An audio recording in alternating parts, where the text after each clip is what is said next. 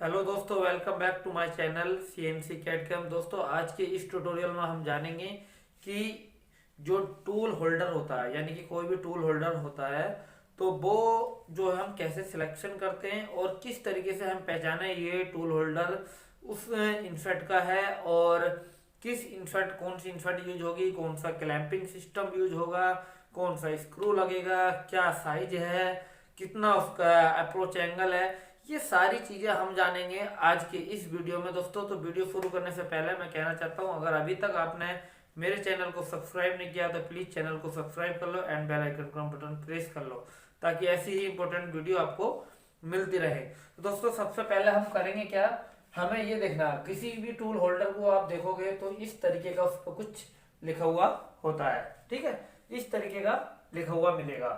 तो बट इसका मतलब क्या होता है ये किसी को नहीं पता होता। जो ऑपरेटर सेटर रहते हैं किसी को नहीं पता होता डिटेल में ये होता वैसे एक्चुअली में होता क्या है। तो दोस्तों, मैंने आज की इस वीडियो में यही बताने की कोशिश की है कि आपको सारी चीज क्लियर हो जाए इसमें क्या क्या होता है। तो मैंने ये टूल होल्डर का जो टॉप व्यू है ये बना लिया, थोड़ा सा हाथ से बनाया, उतना परफेक्ट नहीं दिखेगा बट आपको पूरा पूरा आइडिया हो जाएगा। ये मेरा इसका जो सैंक है, ये मेरा क्लैंपिंग सिस्टम क्लैंप है, और ये इसका जो क्लैंप है, ठीक है। और ये जो है इसमें इंसर्ट लगी है, ठीक है। ये इसकी इंसर्ट है, और ये इसका दोस्तों एंगल है, यानी कि यहाँ से यहाँ तक जो एंगल है वो 93 है। और ये इसका मैंने साइड व्यू बनाया। अगर किसी से पहले टॉप से देखेंगे इस तरीके दिखेगा, अगर साइड से देखेंगे तो इस तरीके का व्यू दिखेगा। ये इसमें इंसर्ट सीम, और ये क्लैंप है, ये इसका सैंक है, ये इसकी टूल की लेंथ है। तो इस तरीके का होता है। तो अभी शुरू करते हैं कि हम जानते हैं पहला क्या है। जैसे हमारे पास कितने पॉइंट है, 1 2 3 4 5, ये दोनों एक ही में आ जाएंगे, ठीक है। 6 7 8 9 पॉइंट है। ये हमें 9 के 9 जानना बहुत जरूरी है। अगर आप कहीं पे भी मशीन चलाते हैं, या ऑपरेटर हैं, या इंजीनियर हैं, या सुपरवाइजर हैं, तो आपके लिए ये बहुत ही काम की चीज है। आपको ये पता होना चाहिए इसका क्या मतलब होता है, क्या क्या चीजें ये होती है।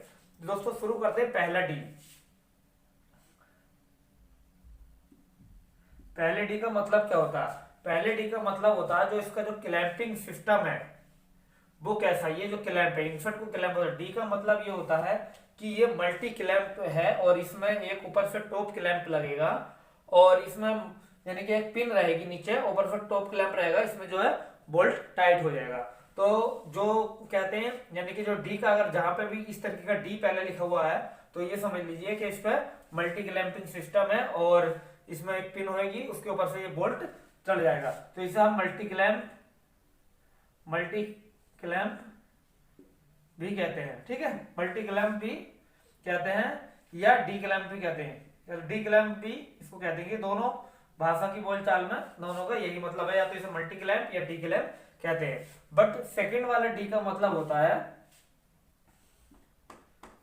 ये बताता है भाई कौन सी इंसर्ट लगेगी, शेप ऑफ द इंसर्ट।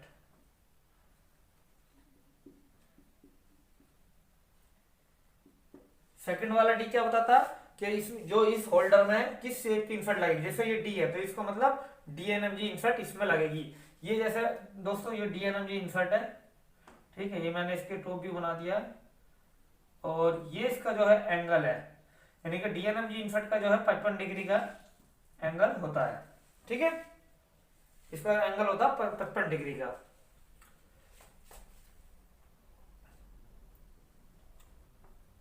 तो इसका सेकंड अक्षर बताता है इंसर्ट कौन सी लगेगी। अब इसके बाद हम बात करते हैं तीसरे अक्षर की, कि ये क्या बताता है, जे। जे बताता है इंसर्ट का जो, यानी ये टूल होल्डर है उसका जो एंगल है, यानी कि अप्रोच एंगल जो है वो कितना है। यानी कि यहां से अगर देखें और ये इस पॉइंट से सीधा देखेंगे, और ये एंगल कितना है, तो ये 93 है। अगर जहां पे भी जे लिखा हुआ है तो आप समझ लो इसका जो एंगल है वो 90 डिग्री है।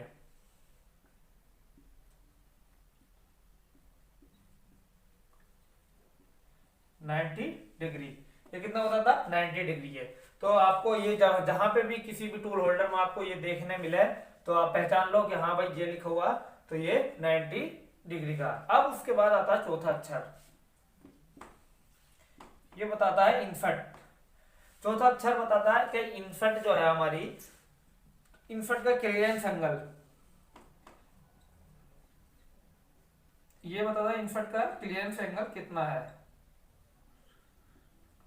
वैसे एन जहां पे भी लिखा हुआ तो इसका मतलब है इनफट का क्लियरेंस एंगल जो है 0 है, ठीक है, 0 डिग्री होता है, क्योंकि ये इनफट जो है बिल्कुल सीधी होती है, इसमें कोई एंगल नहीं होता। डीएनएमजी की अक्सर अगर हमने इनफट देखी होगी तो बिल्कुल स्ट्रेट होती है, उसमें इनफट में कोई भी एंगल नहीं दिया जाता। ये एंगल जो होते हैं, ये मैं इस वाले एंगल की बात नहीं कर रहा, ये तो एंगल है, वो एक जो कटिंग एज में एंगल दिया रहता है इस तरीके का जो होता है, ये जैसे सीसीएमटी में दिया रहता है उस टाइप का जो एंगल होते हैं, उसके लिए मैं बता रहा हूं, ठीक है। इसके बाद जो आता है, ये आता है 5 नंबर एल या आर, यानी कि टूल जो है हमारा किस हैंड का है, लेफ्ट है या राइट है। तो ये दोनों में से, ये मैंने यहाँ पे दोनों इसलिए लिख दिया है कि आपको बताने के लिए, बाकी जो भी टूल होल्डर होगा उस पर एक ही लिखा होता है, या तो एल लिखा होगा या आर लिखा होगा। तो आपको इससे लिखा हुए से पहचान लेना कि भाई ये मेरा टूल होल्डर लेफ्ट का है या राइट का है। बाकी एक इसका और देसी तरीका भी है, जैसे जो ऐसा हाथ में लो इस तरीके से, अगर हाथ में ऐसे लोगे, अगर हाथ में इस तरीके से है, अगर राइट हैंड के हाथ में इधर मुंह है इसका, तो समझ लीजिए राइट है, लेफ्ट के हाथ में है इस साइड इसका मुंह है, तो समझ लीजिए लेफ्ट है। ये भी कॉन्सेप्ट यूज होता है, बाकी इस पर लिखा रहता है, ठीक है। तो ये बताता है hand of the tool, tool holder, ठीक है, ये बताता है। अब इसके बाद हम चलते हैं इसके 6 पॉइंट पे। तो दोस्तों अगर आपको ये लिखना है तो लिख लीजिए, मैं इसे क्लीन करूंगा क्योंकि आगे का अभी नीचे से दिखेगा नहीं, तो मैं आपको ये इतना क्लीन कर देता हूं, ठीक है, ऊपर का।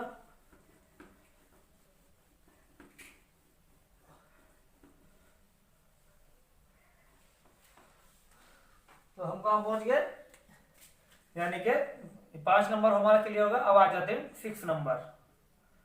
6 और 7 दोनों एक ही में कवर कर लेंगे, 6 एंड, चलो 6 अलग लिख देते हैं। 6 होता है जो है टूल की विड्थ,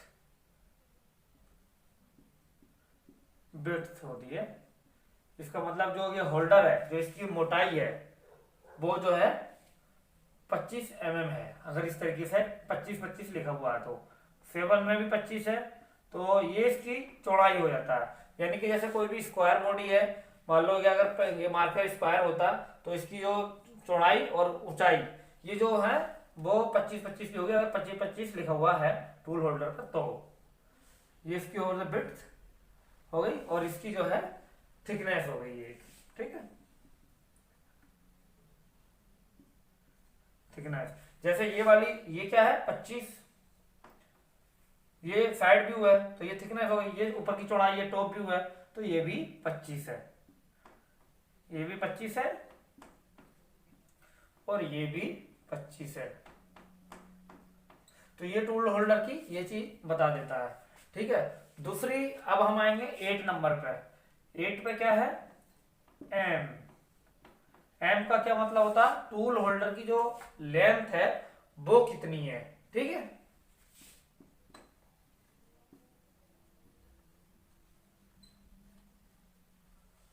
लेंथ, ये लेंथ हम बताएंगे, इसमें टूल होल्डर की लेंथ है, इसमें बताएंगे टूल होल्डर की जो लेंथ है वो कितनी है, ठीक है। तो टूल होल्डर की लेंथ जो है हम कहां से कहां तक काउंट करेंगे, ये एल, ठीक है। एम का मतलब जहां पे भी एम लिखा होगा तो इसका मतलब है टूल होल्डर की लेंथ जो है 150 mm है।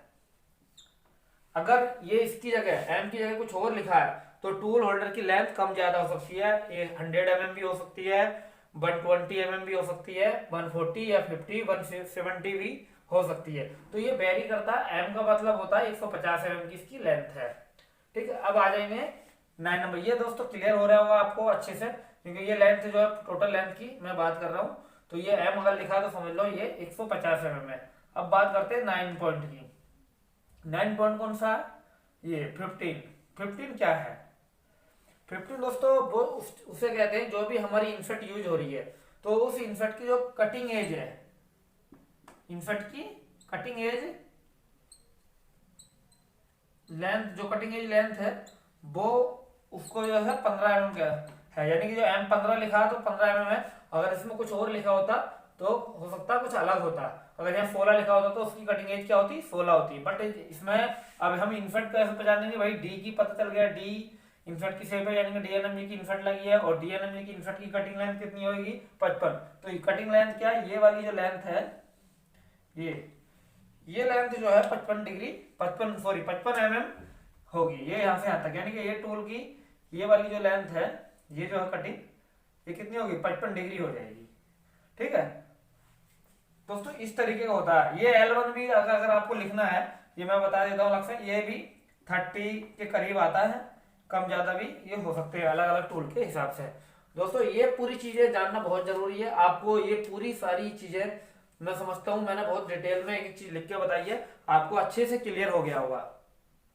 फिर भी आपको कुछ इसमें क्लियर ना हुआ हो, कुछ ना समझ में आ रहा हो, बाकी मैं एक बार और रिव्यू कराता हूँ। ये मेरा टूल होल्डर है, ये जो है मेरा लेफ्ट यानी कि राइट का टूल होल्डर है। अगर इसे देखेंगे किस हैंड का, ये राइट हैंड का है। ठीक है, राइट हैंड का टूल होल्डर है। इसकी जो टॉप व्यू है, इसमें ये 25 mm है, इसकी जो विड्थ है, और ये जो हाइट है यानी कि इसकी 25 mm, यानी 25 ये हो गया इसकी जो विड्थ और ये हाइट है।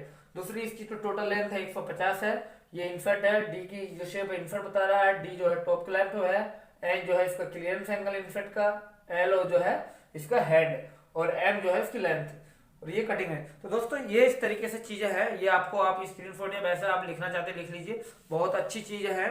इस तरीके से आप हर चीज जान सकते हैं, और मेरे चैनल पे इस तरीके की सीएनसी से रिलेटेड और डिजाइन से रिलेटेड सारी वीडियो आती रहती हैं, मैं अपलोड करता रहता हूँ। तो अगर अभी तक आपने चैनल को सब्सक्राइब नहीं किया तो प्लीज चैनल को सब्सक्राइब कर लो एंड बेल आइकन का बटन प्रेस कर लो।